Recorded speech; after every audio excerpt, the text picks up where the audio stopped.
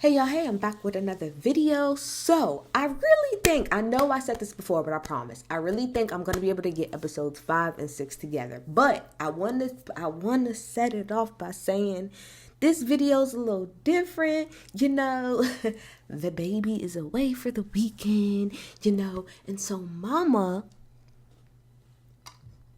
so this is what I'm going to call a red solo cup review.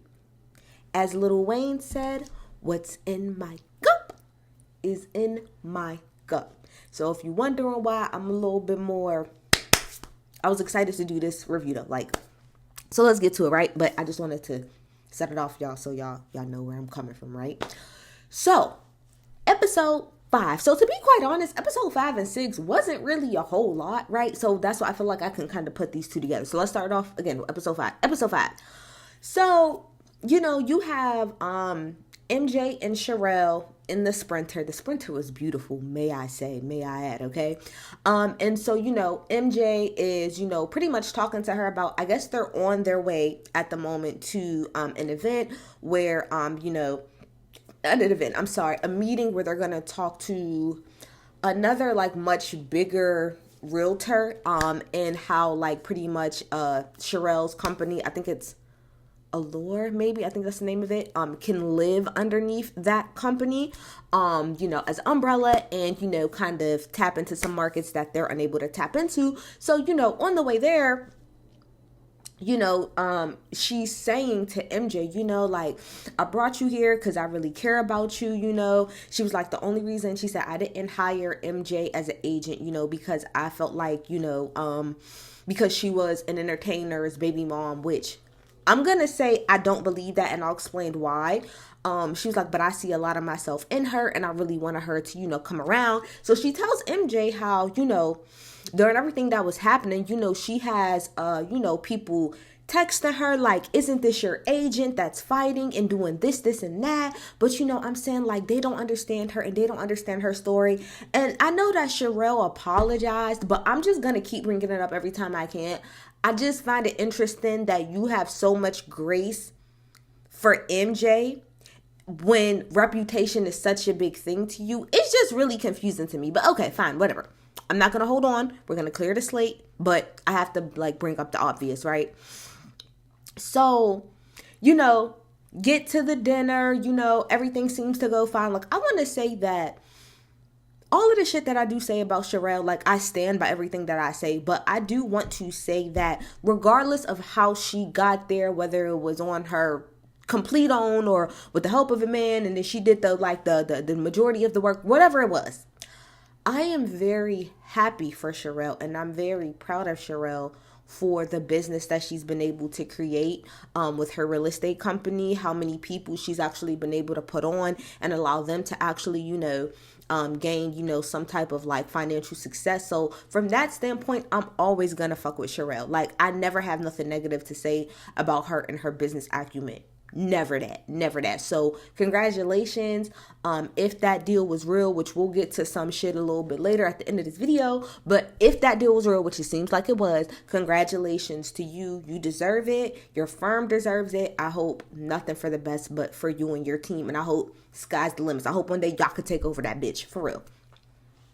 So, we have Portia really fast, kind of talking about her pregnancy and, how she has fear of FOMO, so fear of missing out. I will say that as someone, again, like I told y'all, I have a 16-month-old. So when I was pregnant, I was a little afraid of my friends leaving me out of things. But thankfully, my friends weren't like that. I'm the only person in my friend group that has a child. Everyone else does not. But I feel like everybody in my friend group was pretty good. People, I was always still invited to everything. It was just, very frustrating that when we did a cheers, I'm the only person that can't drink. It was the only frustrating part about it. That's the most frustrating part about being pregnant and being around your friend circle and stuff. But I understood what Portia was saying. They also went to the doctor and talked about a home birth versus a hospital. Now, I understand Portia because for my first child, I wanted to have a somewhat home birth. So I was gonna do it at a birth center, right? Where they pretty much have like, a room that's like decked out and it's like nice, however it is that you want to. Like you would pick a theme and then you would give birth in this very, very, very big like tub that they had. So that was my original thing. I didn't want to necessarily have it at home, but I wanted a somewhat home birth. But like the doctor talked about, or the nurse talked about, and even her husband brought up about, the complications that possibly could happen. When I really listened to everything, and especially for me, I know that was her third child, but with this being my first child, I was very like scared, in case something went wrong. So I wanted to be at a hospital. So long story short, I ended up having my baby at an actual hospital versus like the birthing center that, I had originally thought about, just because of everything they said. I was just really nervous about what if something goes wrong, like that means they have to rush me to the hospital versus me already being there. Like it just freaked me out too much. So I just did it there. But I will say that hopefully if she goes to a good hospital, they will give her like a lot of different ways to give birth. So my hospital didn't necessarily obviously give me the option of a water birth, but I didn't have to be on my back. I was in a lot of different positions. They had like the little bar. So hopefully she can find a hospital like that. So, then, we have Sade and she's going out with her man, Robbie. They've been together for 9 years, She pretty much says that, like, he's a free agent right now, but hopefully he'll get picked up. That's just kind of that. So, at the end of episode 5, we get to the prenup whole situation, right? So, at first, we see Sherelle comes in, her and Chad, they coming together. It seems like they just going to go on a date. But then, they sit on opposite sides of the table and pretty much their lawyers come in. I want to say this about Sherelle's lawyer.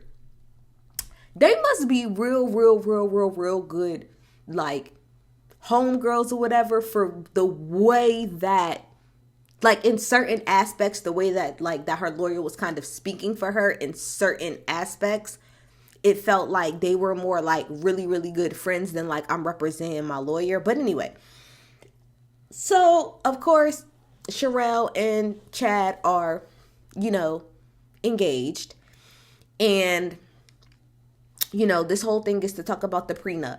So, we start off here. Sherelle attorney says that in the case of a divorce, that Sherelle would like $3 million a year, specifically on the like anniversary of their wedding date. I said, let me tell you something. Let me tell you something. As somebody who watches Nightcap and hears Ocho talk about money, I laughed so hard because I said he's never gonna go for that. Ocho Cinco is so frugal. Like, he's so frugal. It's not even funny.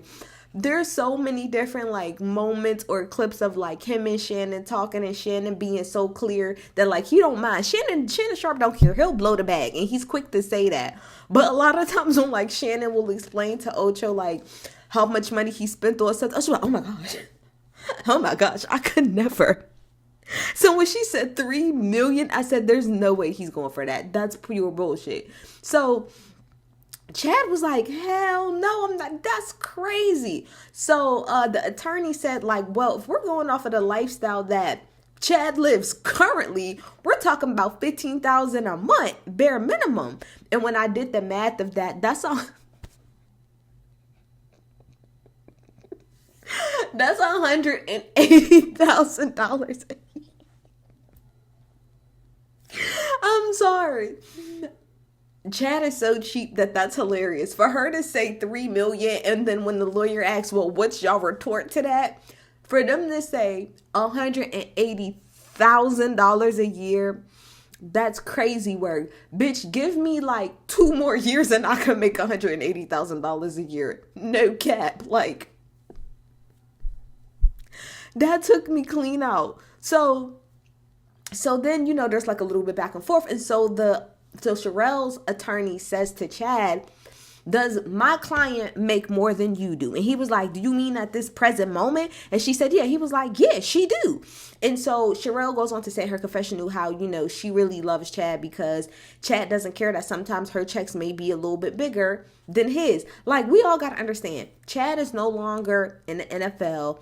And, the way that everything kind of happened with Chad in the NFL wasn't really all the cleanest. So again, he wasn't really necessarily he wasn't somebody that people wanted, that brands wanted to necessarily attach themselves to after a while. So I can definitely see Chad's money kind of drying up.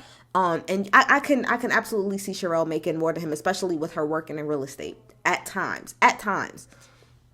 And so, there's just a whole bunch of back and forth. And so Chad attorneys pretty much says look, seeing how we're not on the same page, how about we just call alimony? We just throw it out the window. Nobody gets nothing. Everybody just comes in with what they walk in with. Okay, possibly. Then we move on, and Sherelle's attorney says that Sherelle wants part of Nightcap. Now, Nightcap is the podcast that Shannon Sharp and Chad Ochocinco has together.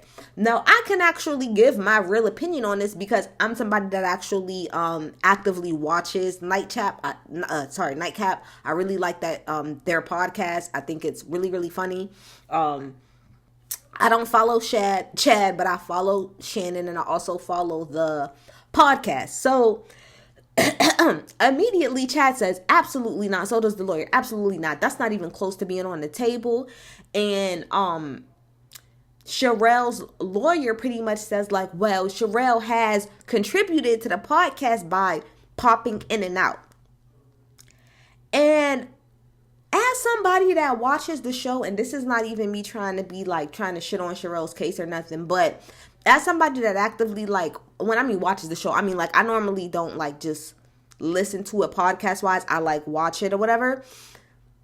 I don't watch for Sherelle to pop in and out.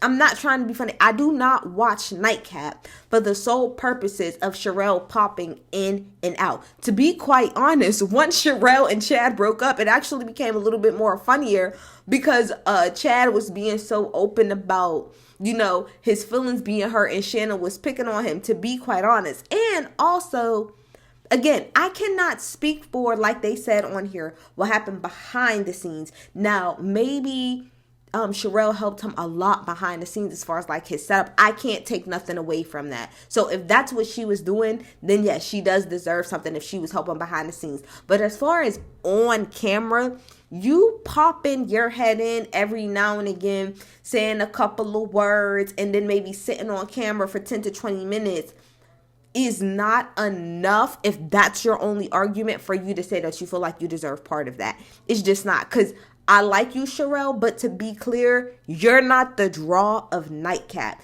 The initial draw of Nightcap is Shannon. And then as time went on, it really started to be Chad, because Chad is funny as hell. He's super, super funny. So I didn't agree with Sherelle wanting part of Nightcap, in my own opinion. But her lawyer was even if she didn't do anything, on camera, her being your wife adds value. But then my retort, civil law, sorry, my retort to that would be, well, my client, which is what Chad's lawyer ended up saying, him just being her husband has added value. And Sherelle actually said that on this show. If we actually, I don't have my phone on me, but I was going to actually pull it up. If we go back an episode before, or the episode when she was at the boutique, she said in her confessional, her being with Chad has opened doors that she never thought was possible to be open to her before. And that he's a big part of her success and a big part of the future of her success. She said that. She said that. So when Chad's lawyer's response to wanting part of the podcast, well, before we go into that, the biggest sticking point for the lawyer and Sherelle is that the podcast was when Sherelle and was created when Sherelle and Chad were in a relationship together. And then Chad's lawyer's response to that is, hey, well, then we want part of her real estate business. And Sherelle's and her lawyers retort to that as well. That business was already established before we got together. So they're saying that's the difference. The difference is that you created the podcast with Sherelle's help when y'all were in a relationship, versus the real estate was something that Sherelle already had walking into this relationship. However, Chad's lawyers retort to that is, but my client has added value to to Sherelle's business. And I'm sorry, but Sherelle, you said that yourself. And like I said, that episode when you said in your confessional how much being with Chad has opened certain doors. And not only that, this is not me trying to take away, because like I said, I'm very proud of everything that Sherelle has done. But it also is not lost on me that so far, every single time that you meet up with these new people that you're in business with, the question is always, where is Chad? I thought Chad was coming. Where is Chad? Or not just Chad, but you also saying to them, well, a lot of my agents are the wives or girlfriends of athletes and entertainers, so we have those connections. So to act like you being with Chad does not give you some type of favor, to me, is unfair.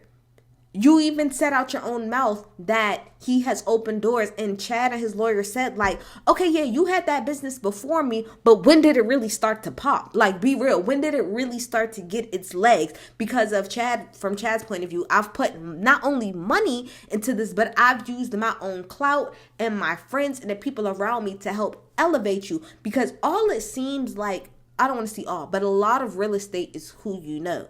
And it seems like from everything we've seen with Sherelle, she does lean heavily on who she knows. So she constantly brings up that she is with an athlete and that athlete has other athlete friends, and that the people that work for her are married or engaged to or are girlfriends of athletes or entertainers. That's why if we go back to the top of the episode, when Sherelle says, I didn't just hire MJ because she's Kodak Black's girlfriend, I don't believe that. I'm sorry. I absolutely believe that part of you hiring her was because she was Kodak Black's girlfriend, meaning that she probably would have some type of connect or, some type of connections that she could use. I don't think if some regular girl with 2 kids out of nowhere in let's say what do they call? Opelika or whatever, Miami, DM'd you and said that she wanted to work for you, that you would be like, yeah, okay, come on, let's go. I don't believe that. I don't. So I'm not saying that Chad should have part of her business, but I'm saying there is a case to be made that out of your own mouth, your business has went here since you've got with him. That's all I'm saying. So they both are saying that they want 25% of each other's business. And like I said, the Chad's lawyer asks, was your business booming before Chad? And she says yes. I don't believe that. I'm pretty sure she was doing okay for herself, but not the way that she did when she got with Chad. I don't believe that. So then Chad's retort is like, well, 1% is what we're offering you. And they said, hell no. So they didn't get anywhere with that. But Chad's lawyer was like, well, how about nobody takes percentage of nothing, similar to the alimony? And then the last thing that was brought up before episode 5 goes off is the infidelity clause, which is that if Chad is caught to be cheating, he has to give $500,000. And automatically Chad is like, no, absolutely not. All that does is show me that, that she's not ready to get married. And it's like, no, you don't want to sign that because you know you're going to get caught and you don't want to have to pay the bag. Chad is cheap as hell. That is frugal man times 10. He ain't going to pay that. So then we move on to episode 6. Okay, so episode 6, we just going to skip all over the nice stuff. Not trying to be rude. We're going to get to the shits, but we see Ashley, with her family. Ashley says that she's a veteran, which actually makes a whole lot of sense as to why she did the whole glamping thing. And her her whole demeanor, like when she's not around like Sherelle and the rest of the girls, does that make sense that she was in the military at one point? So she's gonna have this event at Alexander Wang, where they pretty much, take the proceeds from whatever they buy and give part of it to homeless veterans. Good cause, all that good stuff. Sherelle, is finishing up, doing everything that she's doing. She goes to the office. We see some of the girls that we saw from Selling Tampa in there. She's closing some business deals. Cool, whatever. We get to the Alexander Wang situation. Ashley's holding the event. Again, it's for veteran homelessness. Sherelle was also a vet, as well as Ashley, right? So everything is really going cool so far. No big problems, no issues. Everything seems to be going just fine. Julz walks in. Now, this is the first time that everybody has seen Julz, and everybody is there except Sade and Stoney. Be clear, because we all know how that goes, right? Sade and Stoney ain't never invited to shit. So it's Lexi, Sherelle, obviously it's Ashley's event, and then Portia. So when Julz walks in, it's like everybody gets quiet. Like at least all of the girls get super, super quiet. She comes in, says hi to a couple people or whatever. So she goes over and says hi to Sherelle. Sherelle was like, I want to have a conversation with you. So she pulls Julz to the side. And Sherelle was like, I'm going to keep it real cute because it's Ashley's event. But I just want to let you know that I feel like a lot of fakeness been going on. And I'm like, huh? And so Sherelle pretty much says that she's getting phone calls and text messages saying that Julz is going around telling people that she felt like Sherelle or the rest of the girls set her up like for that fight. And so she's like, I'm just trying to understand because, pretty much like nobody sets you up. So Julz was like, I don't even know what you're talking about. She was like, Ashley came out. Well, no, Ashley walked me to my car. Alexis checked up on me afterwards. She said after everything happened, she said, and I thought that was cool until I heard that that Alexis was texting people, there's a fight at the table next to me, like we're in high school. So that didn't make me really feel that good. And before we keep going, I'm like, girl, that's what you're mad about? You're mad because you heard that Alexis texted Ashley that, somebody got into a fight, or that Julz got into a fight at the restaurant that I'm at. That's dumb. That literally, again, as we talk about at the end of this episode, no accountability. That's no reason to be upset at all. So then, the girls are going back and forth, and Julz was like, my biggest problem is with you, Sherelle, because I don't like the fact that you brought up asking me about kids, knowing damn well that I had an abortion that day. So Ashley was like, so let me be clear. The day that you came to that event, you had an abortion earlier that day? And she said yes. So to be fair, Sherelle's initial response to that was like, well, who told you that I said that? And she was like, nobody told me that you said that. I was sitting there. So they flashed back. And obviously, we saw what happened that episode. And Julz was like, for you to pretty much try to ask me that, knowing what happened that day, I thought that was like really, really messed up. And then she was like, and I called you and I told you that and you apologized. So why are you now sitting in my face and acting like, like you don't remember any of that at all? So Sherelle in her confessional says, I feel like Julz is using what happened, like her whole abortion, as an excuse as to why she fought that girl. And to be quite honest, I don't remember that. And really, to me, the math ain't mathing, because that same day that you claimed you got an abortion, you was on Instagram in a 2-piece thong, and then you brought your ass out to this event. So if you really had an abortion, when your ass be on bed rest, so like the two ain't, correlating for me. So this is what I'll say about that. I do think that to me, this whole situation, I feel like everybody is right and everybody is wrong at the same time, right? So yes, Sherelle, I do agree with you when you pretty much say that like Julz is trying to use her having an abortion as an excuse as to why she got into that fight. I agree with that 110%.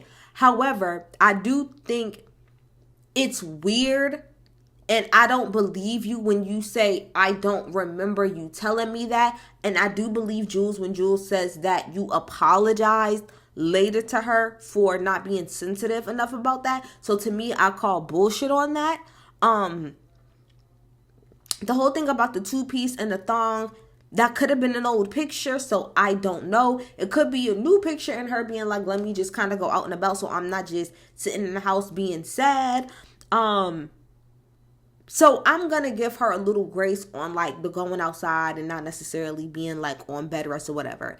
So Ashley says to Julz like, okay, I hear everything you're saying, but what does that have to do with the fight that you got into? Like, that's the part that doesn't make sense to me. So then Julz was like, well, my thing is, you guys, like, you guys pretty much just threw me to the wind. You could have had security come check up on me. You could have came and checked up on me. And Ashley was like, but you just said that I walked you to your car, so that doesn't make sense. And she was like, well, yeah, I know that you walked me to my car. That's why I'm saying that my problem is with Sherelle and not you. And so Julz was like, I feel like Sherelle acts fake and she does it for clout. Now, y'all know I don't like Julz, not from here to tomorrow. But I told y'all I'm fair on this channel. And I believe one thing, I truly believe Julz when she says, it's not even believe, it's clear. Sherelle does act a certain way for clout, aka to be seen a certain way. And it's weird to me how I don't know if maybe she either Sherelle thought about, was told by producers, or maybe was able to look back at the footage. But the first half of the season Sherelle and the second half season of Sherelle are a little bit different. The first half season of Sherelle is very like mean girlish, judgmental, all that good shit. Second half of the season Sherelle is more so like, no, me being more understanding, me trying not to be so judgmental, me pulling back a little bit. But I do feel as if we're going off of the first half of the season, Sherelle definitely seems to do things, as she even said, to maintain her reputation, clout, whatever the hell you want to call it. So Julz wasn't 1,000% off when she said that about you. I'm so sorry, Sherelle. I gotta be real about that, right? So then Julz says to Sherelle, like, there's no way that after a girl was just holding your hair for 2 minutes while y'all was in the middle of the fight, that I will post a comment under that girl's comments, or sorry, I would post something under that girl's picture on Instagram complimenting her or whatever. Like, there's no way that I would do that at all. I think that that's fake. But then Ashley says, but you was the one that was online saying where she at. You still wanted to go back and forth with her. So like, I'm not understanding. Now, the reason why this is what I'm going to say. If that girl was at that event, Miranda, I'm going to assume she knew some of the people that was there. Like, I don't know. I could be wrong, but it seemed like she was familiar with some of the people that was there, meaning that Sherelle probably knew that girl, I'm going to assume. So to compliment something underneath her picture, I don't really think like that's that crazy. And then we don't know like her level of friendship or relationship with that person versus you, Julz. So I think that's bullshit. And then for you to be online, Julz, yourself as normal, running your mouth, saying that you still want smoke with that girl. So what are you doing then? Are you doing nothing but agitating it even more to get your ass beat again? Doesn't make sense to me. So Portia, it was like, I think that, she was saying in her confession, like, we've let kind of Julz get away with a lot of stuff and be around us, but, Julz can be aggressive and, she can kind of be as loud as she wants and nobody's going to call her hood. And it's like, yet again, I want to be on y'all side so badly because you are absolutely correct, Portia.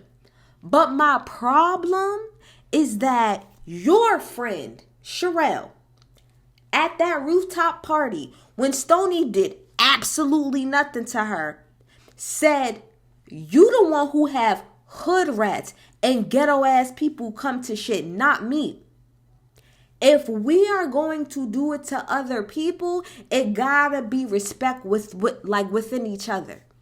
I'm sorry, but I'm going to be one of those people. You can't call this person out and not call the next person out. Because again, your friend is the one who said that about another black woman, but has yet to say that about Julz. So let's just keep it consistent. But Portia was absolutely right. Absolutely right about that.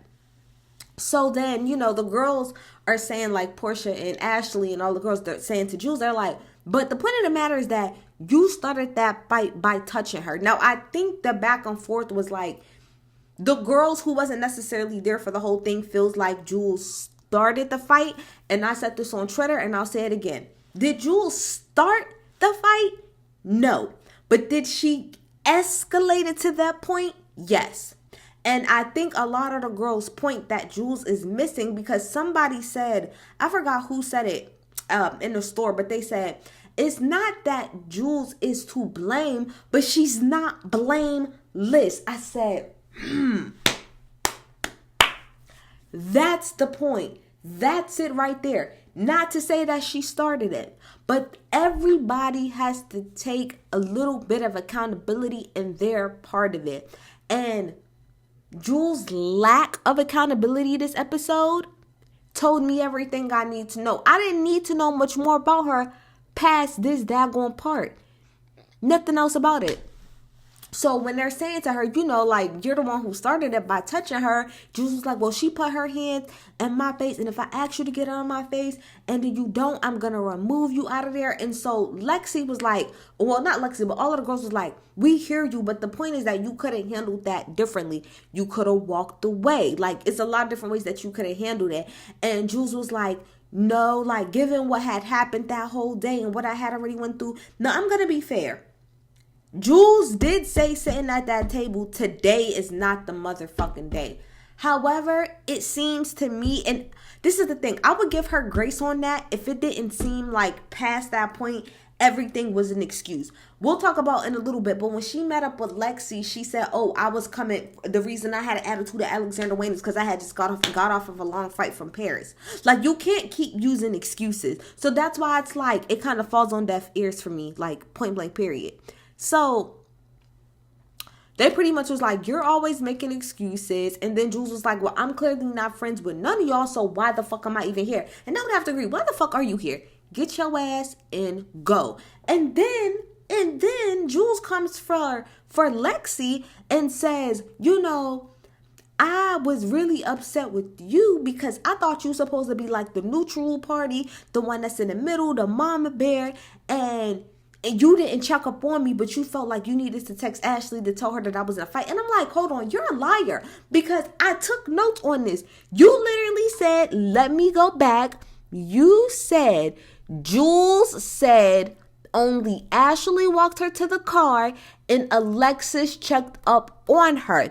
And the only reason she was upset is until after she heard that Alexis texted someone saying, ooh, there's a fight next to me, like we were kids in high school. So you already admitted to the fact that Alexis checked up on you. So for you to now say I'm mad because you didn't check up on me, but you wanted to tell people that I had a fight, you're a liar. You're a liar. And Lexi was like, at the end of the day, if there's a situation that happens around me and your name comes up, yes, I'm going to tell them what happened. You got into a fight. Why are you mad at me for telling what actually happened? That doesn't even make any damn sense. It doesn't make any damn sense. So Ashley was like, look, I don't want to have the same situation that happened before, so you're going to have to buy something because we actually raise money here for homeless veterans. And then, like, Julz started to pipe up again, like, well, I actually do stuff too. I built a music studio in Haiti. Girl, what? What? I built a music school. My thing is, it's like Julz always feels like she's trying to top black women as far as like what they did. It's number one, two things. It's like she's always trying to question, and then on top of that, try to top whatever it is that a black woman did for their actual culture and try to make it seem like she did more.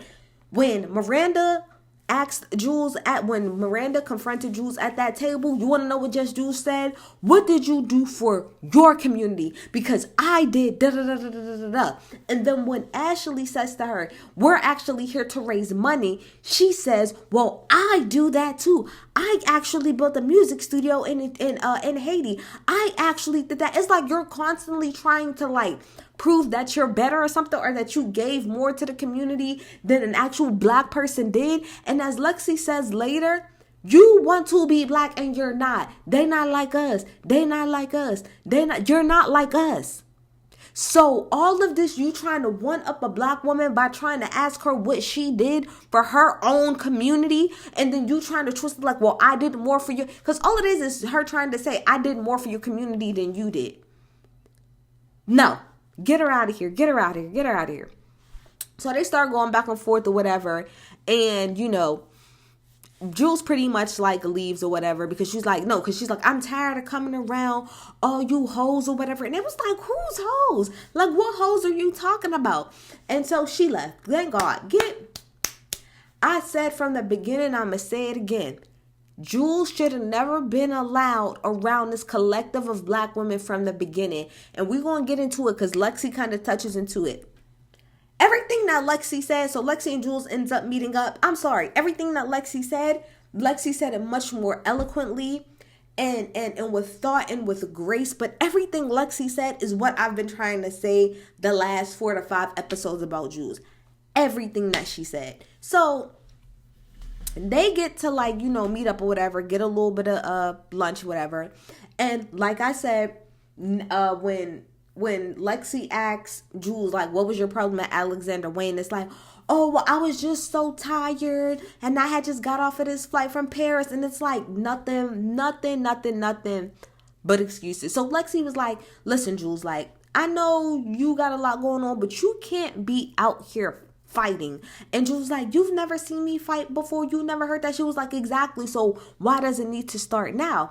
And so Lexi says, I feel like it was disrespectful for you to fight as a white woman in a black owned restaurant when you're around nothing but black women who are with black men of prominence. This is what I've been saying from the beginning. She does not get how that affects other people, how her alone presence affects everybody around her of color. And so Julz was like, Alexis was like, in her confessional, she was like, Julz really thinks that she's one of us. She thinks that because because she works in because she works in music, specifically rap, and because she's around a few people of color, that she really thinks that she knows what it's like to be us. And she thinks that she is us when she's not. And even when Lexi was like, you're a white woman around a whole bunch of black women,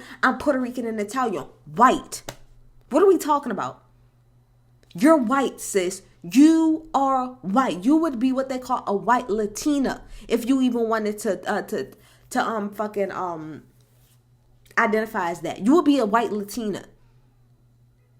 Stop trying to take away what you are to be closer to us. You are what you are. It is what it is. And we're talking about in this country, in the United States of America. And I know what we're talking about here and how race and ethnicity works here. And like Lexi said, specifically in Florida, we're not going to play these stupid ass games.